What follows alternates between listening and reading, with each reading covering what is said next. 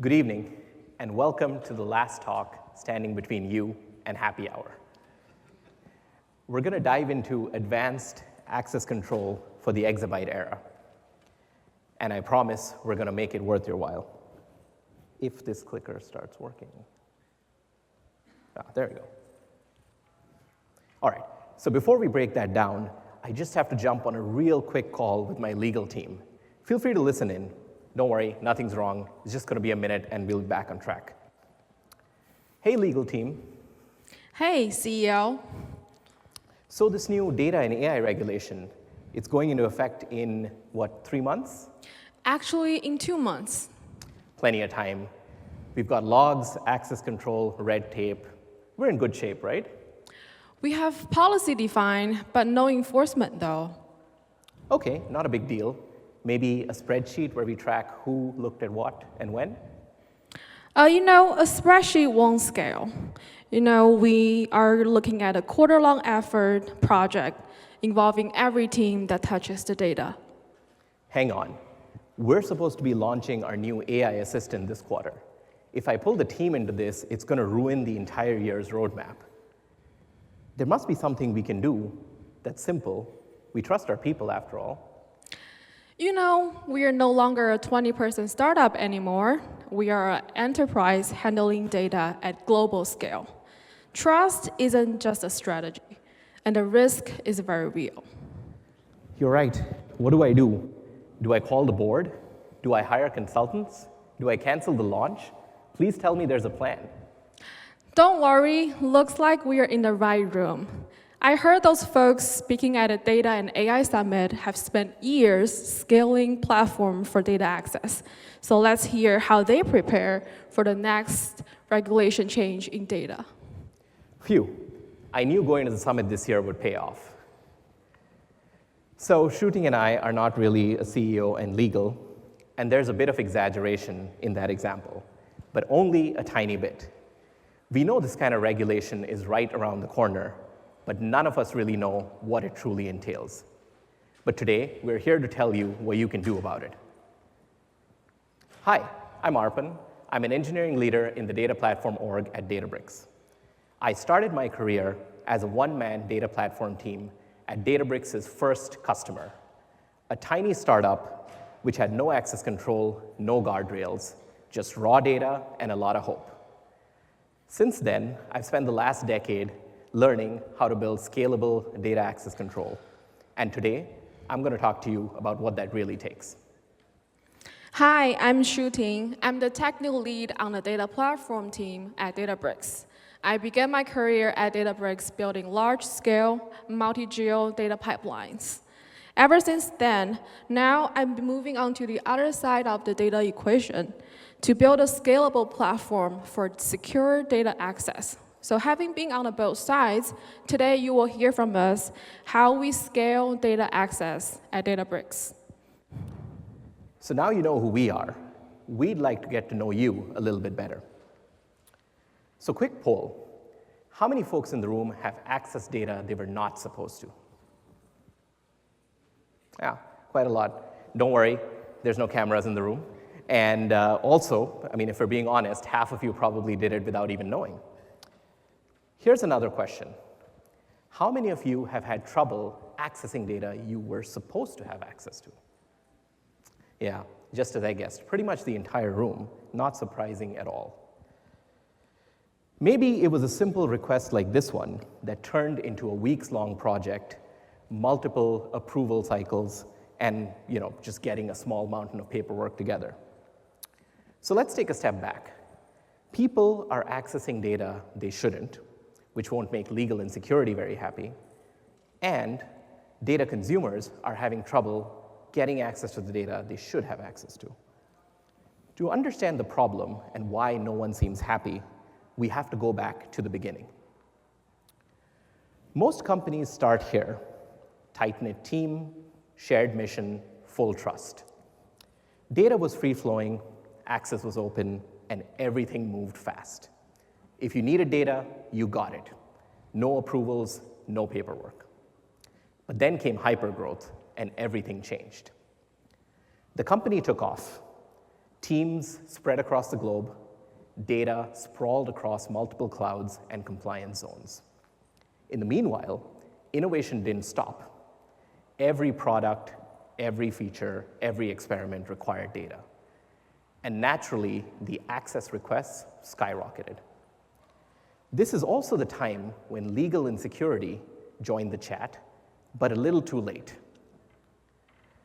Right off the bat, they were behind the 8 ball, scrambling to do two jobs at the same time: auditing the past and protecting the future.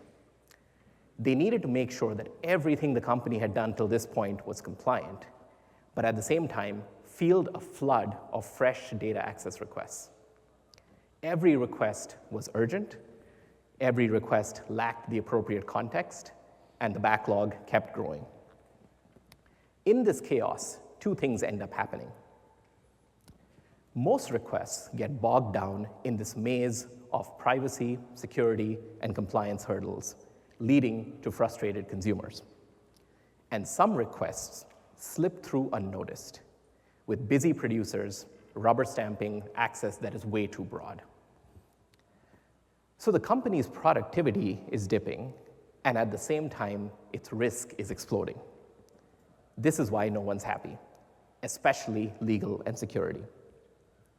It's clear something has to change. To really bring this to life, let's listen in on another call where a data consumer is trying to navigate exactly those hurdles. Hey, legal, I'm an AI engineer. I just need access to my logs to debug my AI agent. Of course, we just have 8 simple questions to ask you. Whoa, that's a lot, but I'll try my best. Number 1, who needs the data? Me. My manager said it was okay. Question number 2, who else will be working on this? Well, probably my whole team. Oh, then there's our partner team. And wait, there's those contractors in India. Next question, which part of the data do you need access to? Honestly, I'm not sure. I was hoping to look at the data and find out. Does the data contain any PII? Maybe. I didn't really check. Is that bad? We're almost there. 4 more questions. How long do you need access for? Just a sprint, I think. Oh, wait, maybe next quarter. You know what? Why don't you give me indefinite access? Don't worry, I know what I'm doing. That's pretty bad. Okay, next question. Can you make sure any derived data set are tracked and deleted when you are done with the data? Derived data, is that like a pivot table? No, I'm talking about data lineage. Never mind, just tell me where the data is stored right now, and will you move it out of the region? We run our validation locally on our laptops. Is that out of region? Yes, it does. Okay, promise this is the last question. Will you be able to provide a full audit trail who accessed what and when? Not really. We can probably stick some print statements in our code, but that's about it. But hang on. If we have to build all this, it's going to push out our timeline by months. All I wanted to do was access the logs. Yeah, I understand your frustration, but unfortunately, we have to deny your access request. Come back to us when you figure out all the details, and we can reevaluate. Boy, my manager's not going to be happy with this. So what went wrong here? I think we were speaking completely different languages.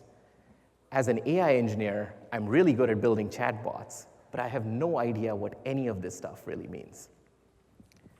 And that's what ends up happening. Everyone at the company is doing their part to make the company better. Data consumers want to move fast. Data producers want to land data reliably and quickly and get out of the way. And legal and security are there to protect the company. However, there's no common language between them. There's no shared framework to discuss that kind of an access request. Remember legal's endless follow-up questions about my data access request? They're coming from a world of regulation and contracts that go deep into how data is supposed to use. Risk is not just about who is accessing the data, it's very much about how that data gets used. They're trying to understand the purpose behind the request. It's one core question: why do you need access to this data? Purpose is that missing link. It's the shared language that turns the intent of a request into policy, and further down the line, into enforcement and handling. Once legal knows the why, everything else falls into place. Data access becomes about smoothly enabling a goal, not just opening a door. This is a huge shift in mindset, and to show how powerful that is, let's see it in action in the real world. Now, a lot of you flew in to the summit from various parts of the country. All you needed was your ID, you got on your flight, and that was it. You were good to go. Everything revolved around your identity. But for those of you joining us from abroad, you know that wasn't sufficient.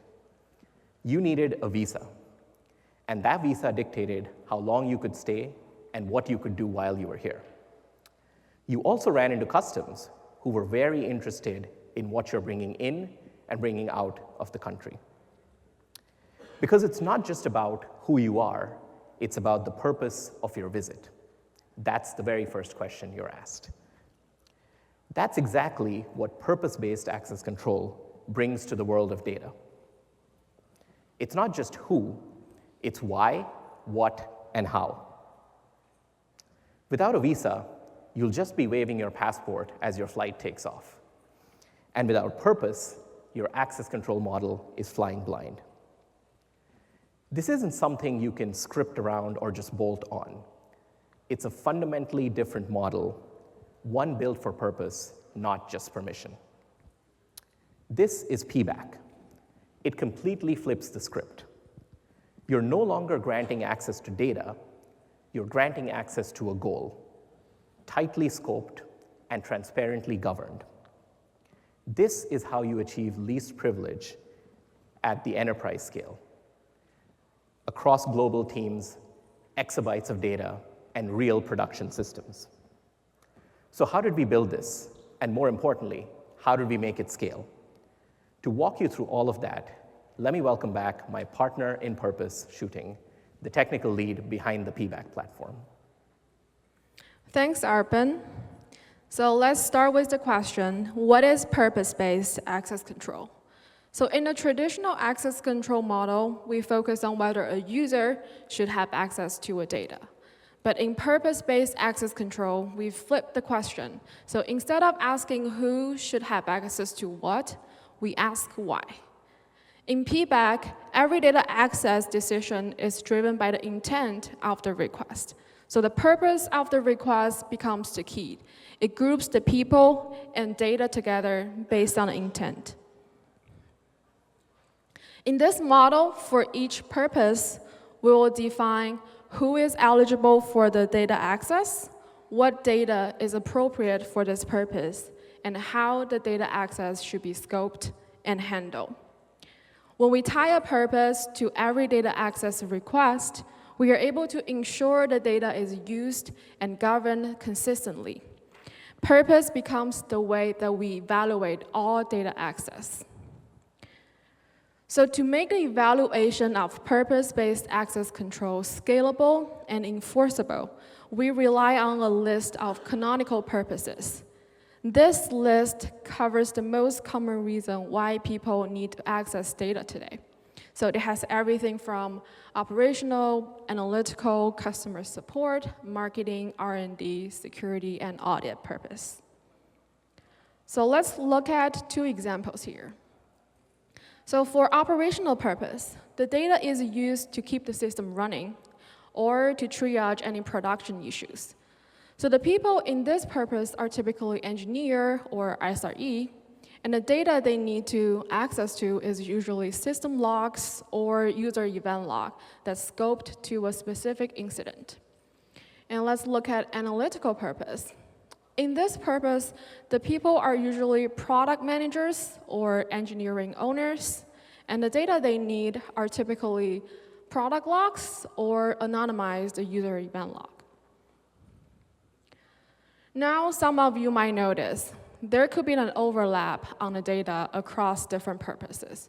And then you might be wondering, if I already get access to the data for one purpose, can I reuse this data for something else? The answer is no. In PBAC, a user should only wear one purpose hat at a time. Let's walk through an example to see why that matters.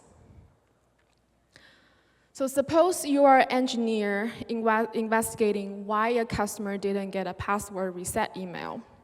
So to fulfill this operational purpose, we grant you the access to customer email address. And while debugging, you realize this customer hasn't logged into our system for more than 30 days. And you're wondering, can I reuse this email address for our user re-engagement campaign? The answer is no, because using that email address for outreach, this is a marketing purpose.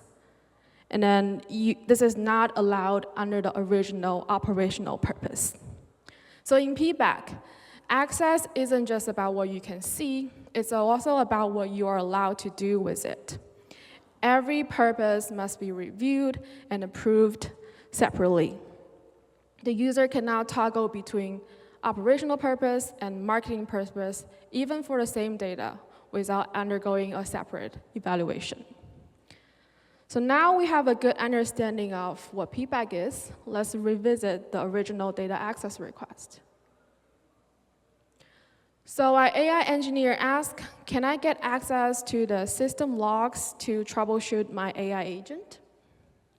So based on this question, we can tell this is the operational purpose. So reframe this question under the PBAC model. Can we grant engineer access to the system logs of the service they own to troubleshoot? Yes, because this is aligned with the people and data grouping that we defined for the operational purpose. So we are good to approve this data access. However, the evaluation of PBAC policy doesn't just stop here. We still need to figure out some details about the data access here.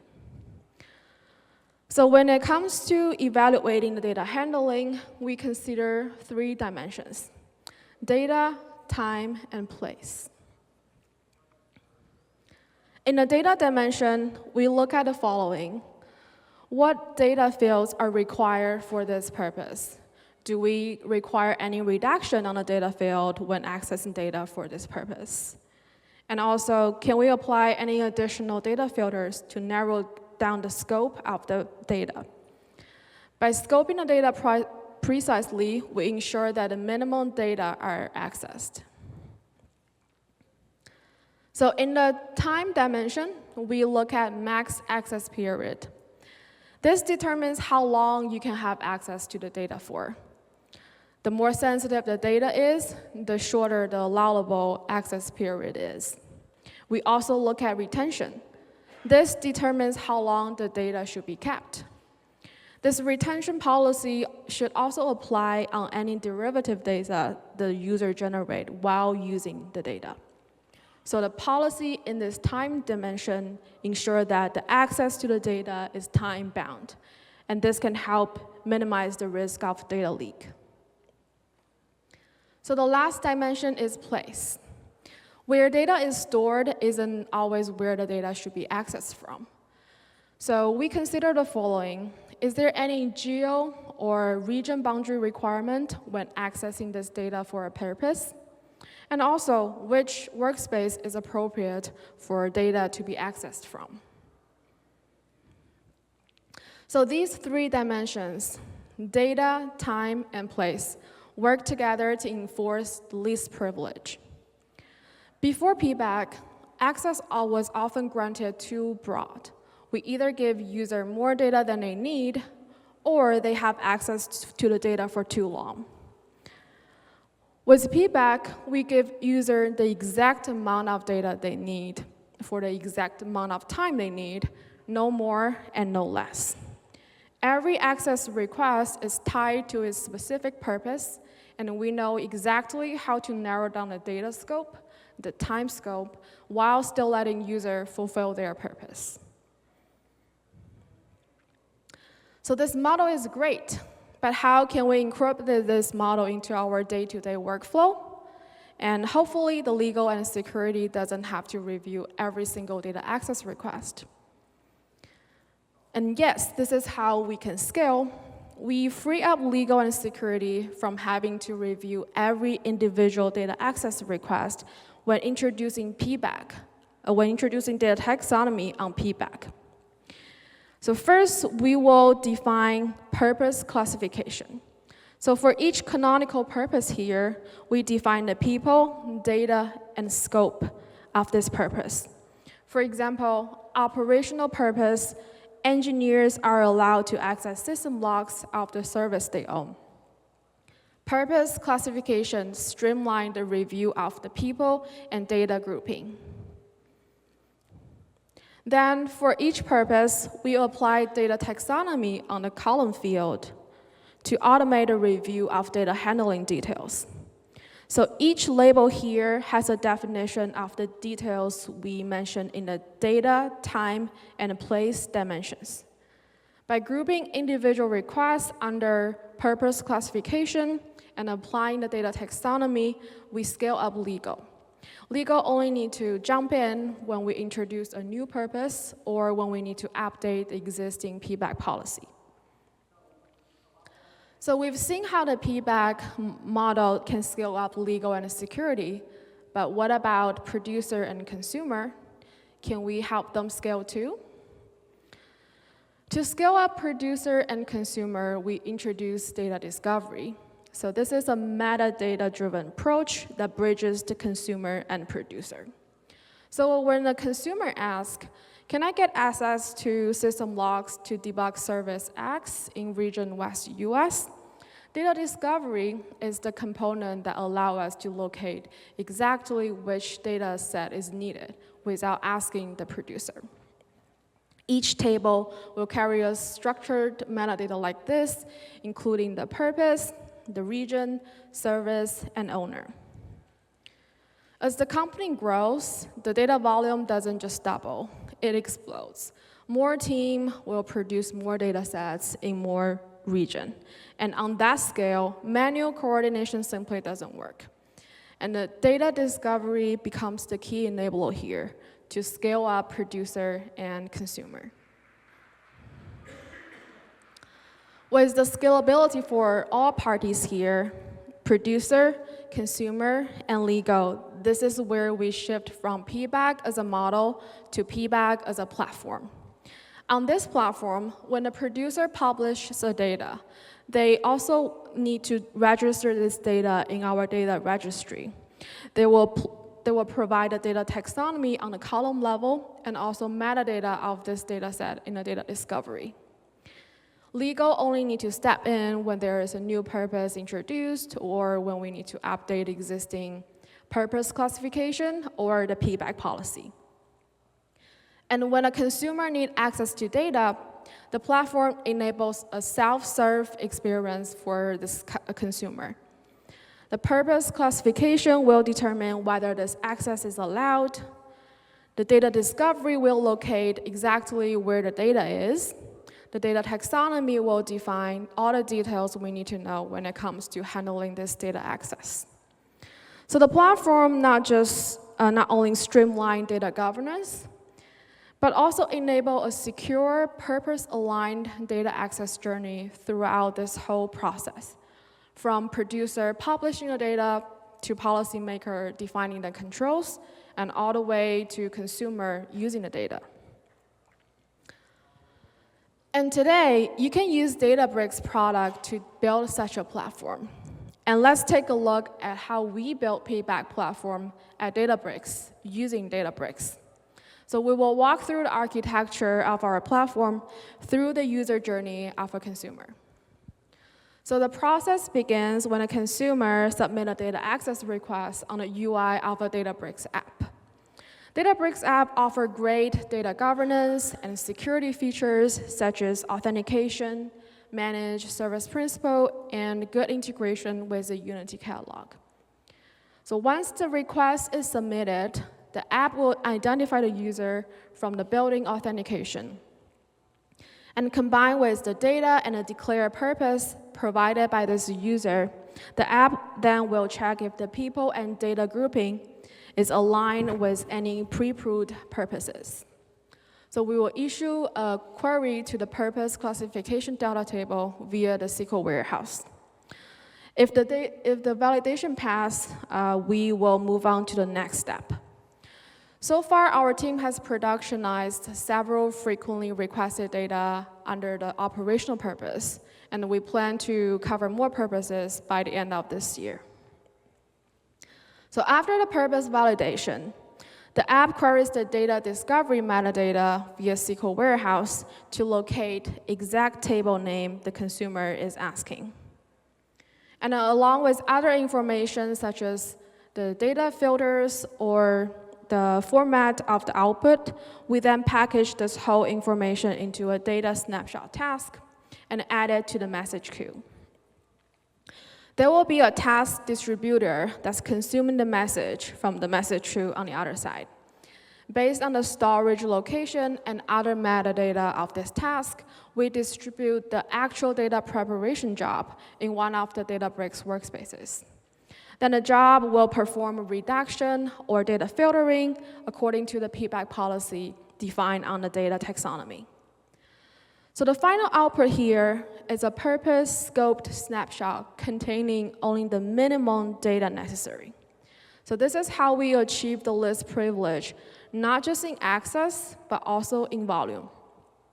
The original data set may be exabytes in volume, but what a consumer receives in the end is probably just a few gigabytes.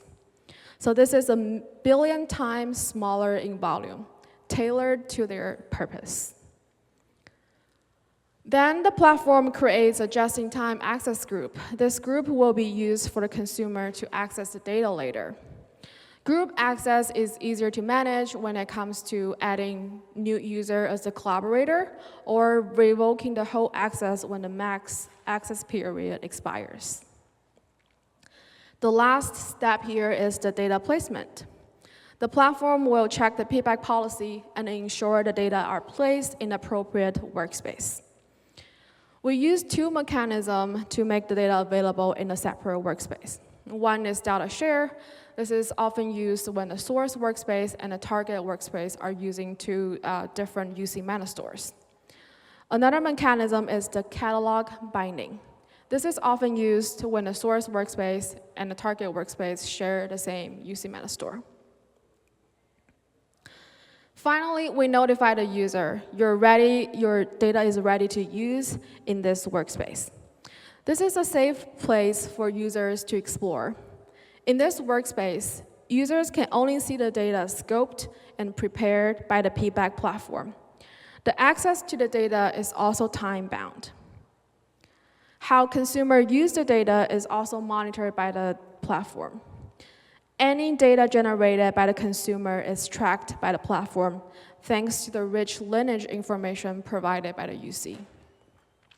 So after the consumer are done using the data, the platform will also trace any downstream data they generated and apply the retention policy accordingly. In this architecture, besides the message queue, everything else can be built using the Databricks product, which unlocks another key benefit, auditability. Since audit logs are built into the Databricks product, we maintain the audit trail for free, covering the entire life cycle of every data access. So the platform scales up all parties. Consumers can just get the data within minutes without talking to legal or producers. Each producer only needs to register the data maybe monthly when they publish a new data set. And legal only need to step in when there is a new purpose introduced or when we need to update the existing PBAC policy. So are legal and security happy? Yes. We achieve the list privilege on this PBAC platform. We give users the exact amount of data they need for the exact amount of time they need, no more and no less. Thanks to the audit log that's built into the Databricks product, we also get a good coverage of auditability for free. It covers the whole life cycle of every data access, who access what, and when. The platform is also designed to enforce the data security based on a PBAC policy. And we also provide end-to-end monitoring to make sure these enforcements are in good place. So what about our consumers? Consumers are also happy about this new user experience. There's no more back and forth conversation talking to producer and legal. We simply go to a UI, submit a data access request, and then the platform will do the policy track, access request validation, and data preparation for us.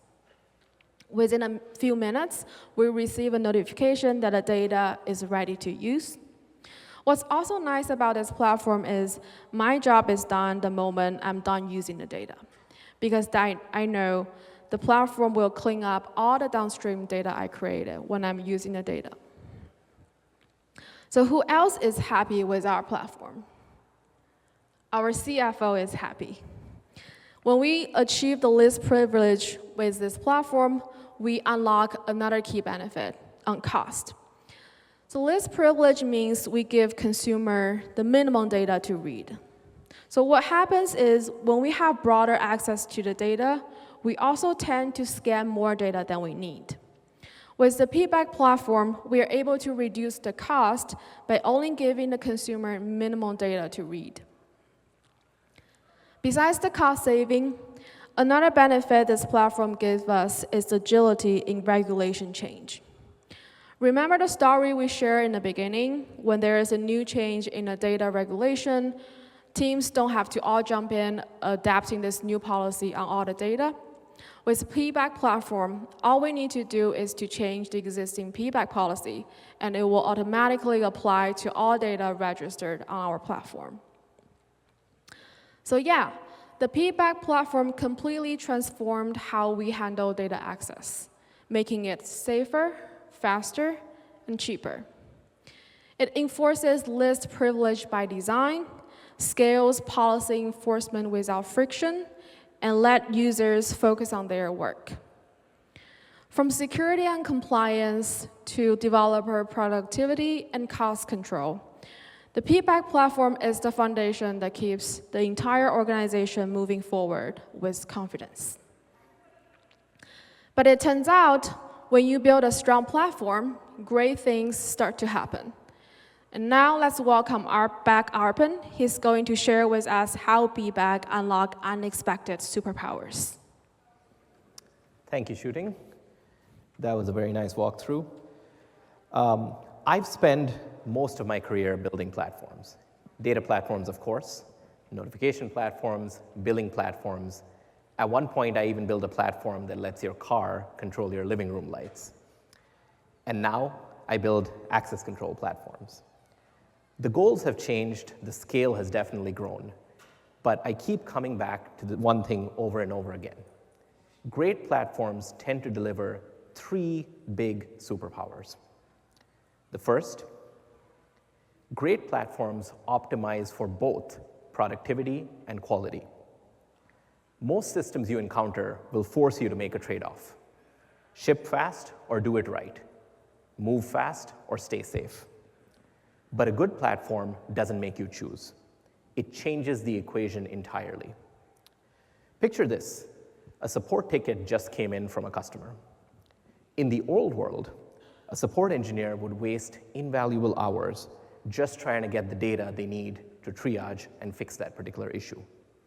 Finding out which logs to use, jumping through approval hurdles, and just waiting for those to come back.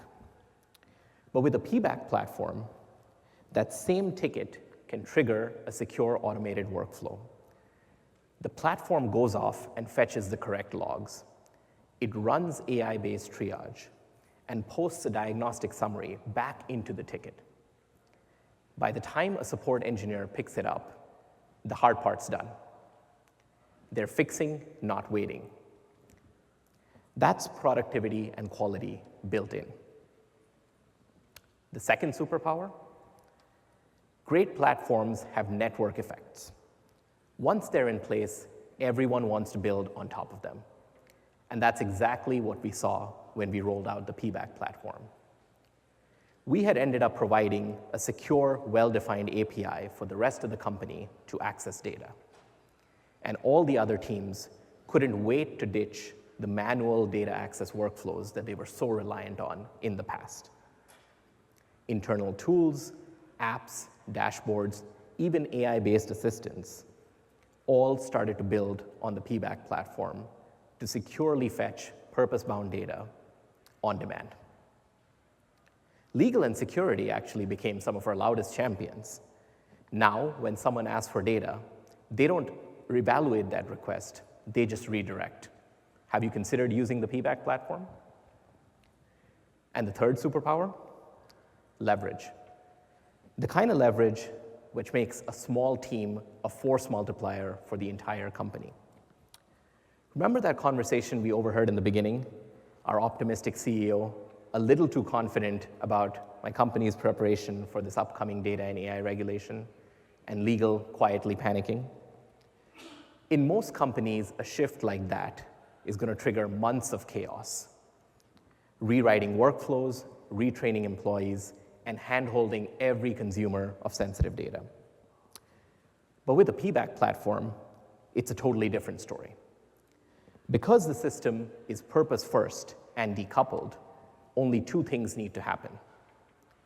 Legal and security need to implement the new policy, and the PBAC team needs to implement the enforcement.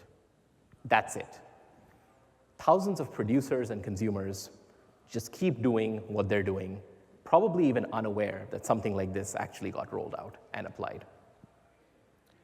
This is what leverage really looks like. Now, some of you might be feeling a little bit of deja vu. That's because we've seen this movie play out before. I'm sure many of you in the room lived through GDPR back in 2018. You had a beautiful roadmap for your company, a perfectly built sandcastle, and then GDPR rolls in like a tsunami and flattens most of it. I bet you wish you had a PBAC platform back then. So here's the big takeaway. A PBAC platform doesn't just make data access safer, faster, and cheaper. It makes your organization future-proof. Whether it's the next big AI use case, or the next big wave of regulation, or the next big data crisis, you're ready, not scrambling. So if your 2025 roadmap is still made of sand, I highly recommend investing in a platform. And with Databricks, you already have the tools at your disposal to build a PBAC platform and achieve least privilege at enterprise scale. We just spoke about how good platforms provide leverage. Here's a perfect example. That's exactly what the Databricks platform did for PBAC. It allowed us to roll out our first version of purpose-based access control in 3 months with a small 4-person team. Thanks for sticking with us. And now, here's your reward for staying till the end. We've talked access control and scaling with grace. We've mapped out the future where risk knows its place. From Wild West chaos to purpose-bound rules. Where logs fetch themselves and AI's got tools. We hope you feel ready, empowered, and bright. To tackle your data access and sleep well at night. Now go grab that drink. Your access is cleared.